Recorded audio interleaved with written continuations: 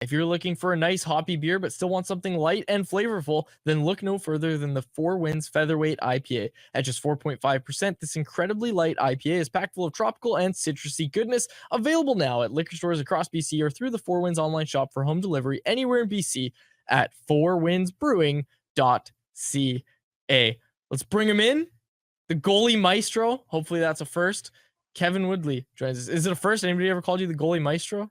Nobody's called me a maestro ever in any regard, Quad. So you are definitely the first. I will say, however, speaking of sponsors, I've definitely been called a featherweight when it comes to drinking. So that's an appropriate beer to bring me in with.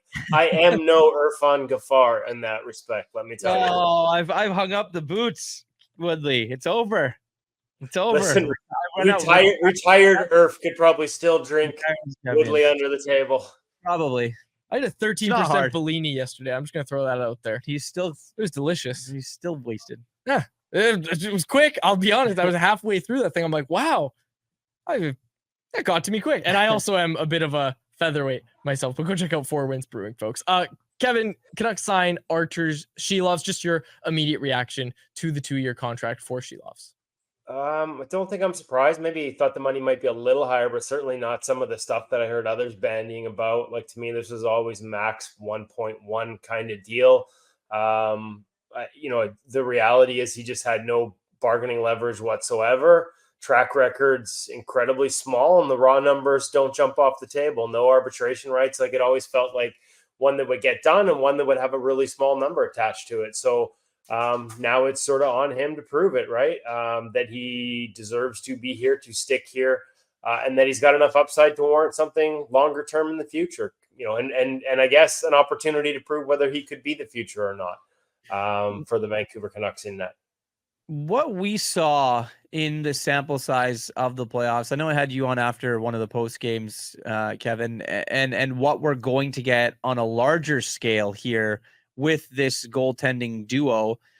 If you're Ian Clark or you're looking at this and from what you know about goaltending and goaltenders, and obviously with the injury history of Thatcher Demko, what would your plan be of how to kind of get these two goalies involved and to maximize both of them?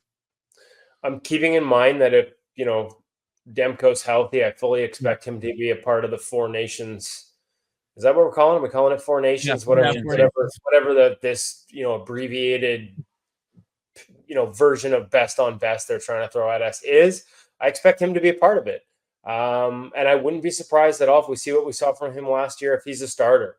So I think you do have to factor in the demands of that as part of this, and so your ideal window, your ideal target probably should be lower than it normally would be. I'd say probably in the neighborhood of 50 to 55 max games played. And within that, you need to make sure that you don't have windows, stretches of a month and a half where, he still stays below the total, but for this month and a half, he's playing at a 65, 70 game pace, because I think that's where you run into trouble. So that's your perfect world scenario. We don't live in a perfect world. It rarely ever pans out that way. But I'd have that target pretty low because, again, if everything goes well, you have to factor in the possibility of him playing even more than he would in another season, because like I said, fully expect him to be a part of Team USA and would not be at all surprised, especially after we've seen, the playoffs for Connor Hellebuyck again this season, and the way teams have some very specific things they try and target on him. If the Americans are going to try and play a more wide open game and give up east-west and give up rush, that might affect who I have in net. And I think that, even further increases the odds that it's a guy like Demko. So long ways to go to there, but I think you do have to at least include that in your planning for the season. Kevin, we were just talking about this before you joined. We know the kind of competitor and the kind of person Demko is. How do you sit down your starting goaltender and say, hey, you know what? You're playing 45 games this year.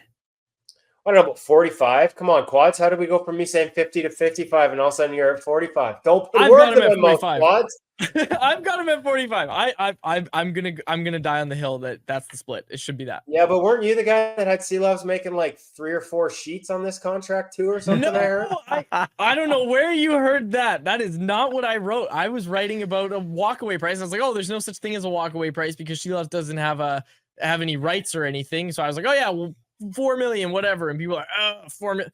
Anyways, I'm not commenting any so further. I'm glad you clarified because that got back to me, and I was like, clearly there's been too many Bellinis and Claude's lunch lately.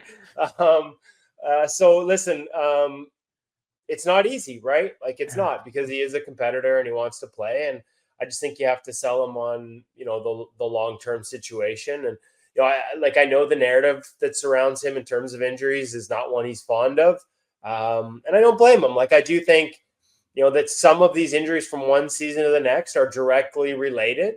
You could, if you wanted to, fairly lump them in as sort of an extension from one to the other. And there are some where, you know, in terms of the way it was handled, some of the return to play, some of the lack of supervision in the offseason coming off of a surgery.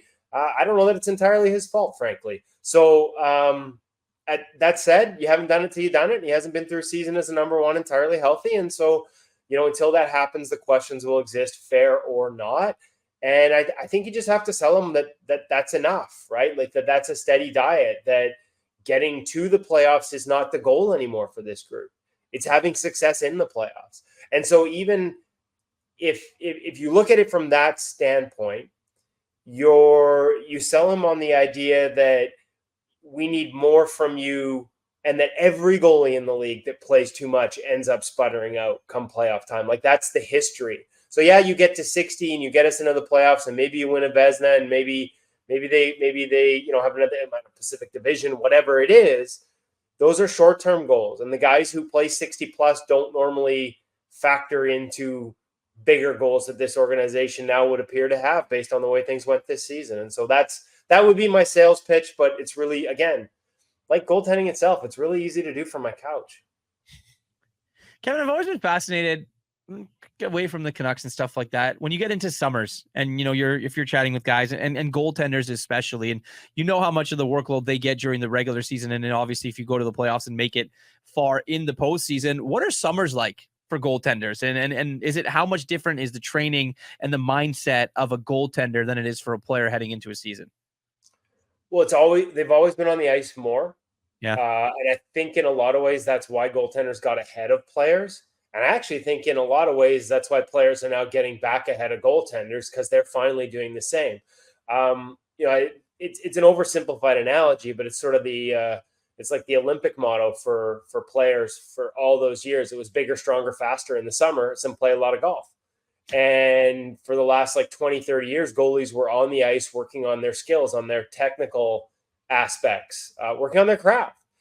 And while also still doing the training to not necessarily be bigger, faster, stronger, but to make their bodies sort of more durable for the position they play.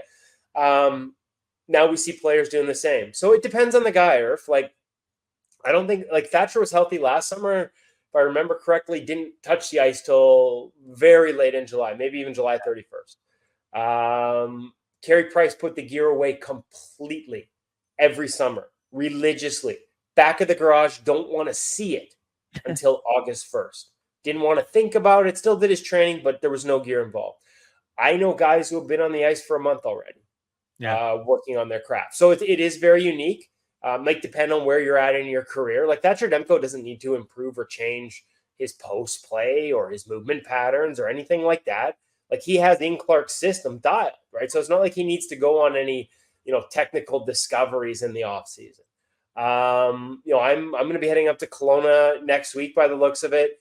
And there's a handful of guys that are up there on the ice, but also off the ice, working with the same trainer that Thatcher now works with, Adam Francilia, who, you know, Hellebuck would be at the top of the list along with Demko, but has, you know, I can't disclose the whole client list, but it's well into double digits, might be close to half the league starters right now work with this guy and are in, you know, Kelowna, some next week, some really big names, some that are public, some that aren't.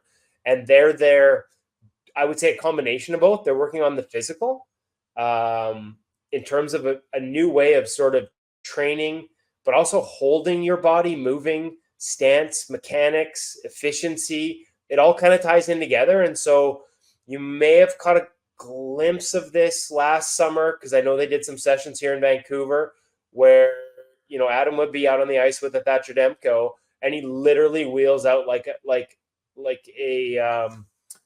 cart like you would pull to the beach with all the Quads beach toys and Earth's drinks, Like you a know, for an wagon. afternoon at the beach. A wagon. There you go. Thanks, Quads. It's been a while since my kids actually had a wagon, so I couldn't remember. Yeah, like a wagon. And it's like there's bungee cords and there's all these kinds of tools, and like he's strapping them to posts and he's got things around each leg. Like it's pretty interesting to watch, and it's all about training the body to move in a way that it's going to protect it from the rigors of the position, because obviously there's a toll that this position takes. Thatcher's not alone. Goalies are dropping all over the place on a more regular basis in the NHL, and so the work, you know, that used to be off ice. Now that work actually translates on ice. You're working on both things at the same time, and so it's, you know, I think that's the next step in goalies maybe getting back ahead of the players a little bit is to, you know, dig into the nth degree, almost like a golf swing. Like we're into biomechanics and biometrics here. Like we are breaking it down to that degree, slow-mo video, everything, to try and find every little piece of efficiency we can to try and stay ahead of the shooters that are, you know, for the last number of seasons now, learning how to exploit the way we've moved as goaltenders for the last 20 years. We have to get back ahead of that curve. Kevin, this is a question from a listener of ours in the YouTube live chat. Karn, he said, what does Ian Clark do that is so effective compared to other goalie coaches, seems to pull out the best from everyone? And as always, we know you're going to start this answer with, I'm biased, but. I mean, there's some elements of his post play that I believe in because I've seen it. Some inside out entries, some things that they do differently. So we don't see some of the dead angle goals that became such a hot topic in the playoffs, the bad angle goals over the reverse VH. I mean, you could argue Clarkie's goalies are in the reverse VH, especially the taller ones, more than anyone.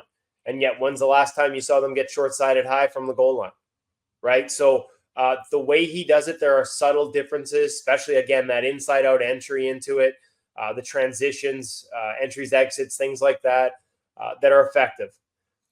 At the end of the day, he demands more out of them, and you could argue pushes them harder than, frankly, I think anybody else in the league. You know, and there are some questions, you know, from people from the outside looking in about whether maybe some of these injury things linked to that in terms of the goalies and the demands put on them. But, you know, I know in his mind, and this is the message he delivers to them, it's the most important position in the game, on the team, on the ice. So we have to be the hardest workers. And so he demands that. You do not last long under Ian Clark if you are not willing to do the work. And I think the combination of the technical expertise and the strength of belief in the way he teaches that technical aspect, along with how hard he pushes them, so that it's all instinctual, so that by the time you get on the ice, you don't have to think about it. It's the old Top Gun reference. I also always like to make, Quads. You know, if you think out there, you're dead. And so thank God for the second movie, by the way, because we had a whole generation of young goalies I'd never seen the first that looked at me like I had two heads when I used that line. But you need it to be instinctual. And so if you're working on, this is why a lot of his goalies, when they leave, struggle elsewhere, because they think that I've got it. I've been doing it so long. I've got it. And then you don't have somebody reminding you every day in practice, and all of a sudden you're not doing it in a game, and it's not instinctual, and you've forgotten it. He makes sure that when the puck drops on the game, they're not thinking about these things. It is all habit by then. I thought Top Gun was a show. That's a movie. Stop it. I've never seen Top Gun. I'll just say that.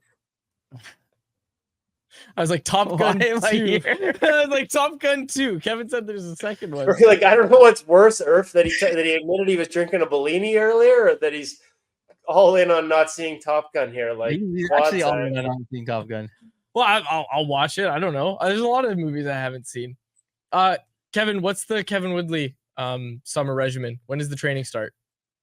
It started already, actually. I was on the ice this week for the first time in 4 months. A little meniscus tear in the knee that's kept me off and slowed me down. And so our wonderful medical system doesn't have me set up for surgery just yet. So while I wait, I have to do a lot of work to make sure I can play another season. Because when you get as old as me, if you take a season off, chances are there's not going to be another one.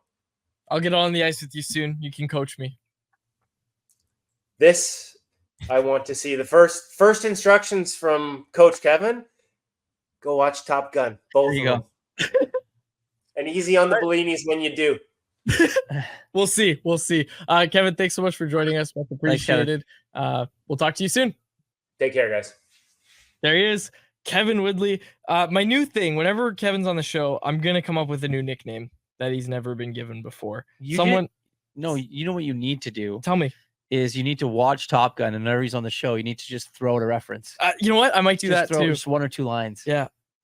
You've seen both multiple times. Are they good movies? Good movies? Cool. Yeah, cool. What's some other movies you want to talk about? We're going to talk about See, Shrek 5's coming out?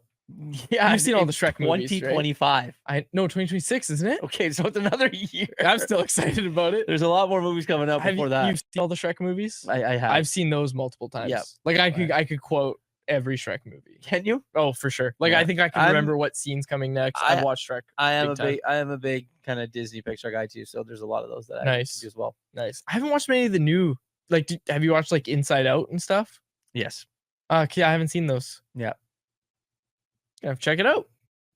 There's a lot of good stuff to watch when there's nothing to watch. There is Cars. No I'm big into Cars. Yeah, Cars is good. Oh, Cars is so good. Although you know what? I've never seen Cars 3. Never. No. Just never bothered. Is there a Cars 4? I'm not entirely sure. I don't think so. Ka-chow. Owen Wilson's out here. You seen that? He's all over. Owen Wilson's always here. I wonder what he's doing. Anyways.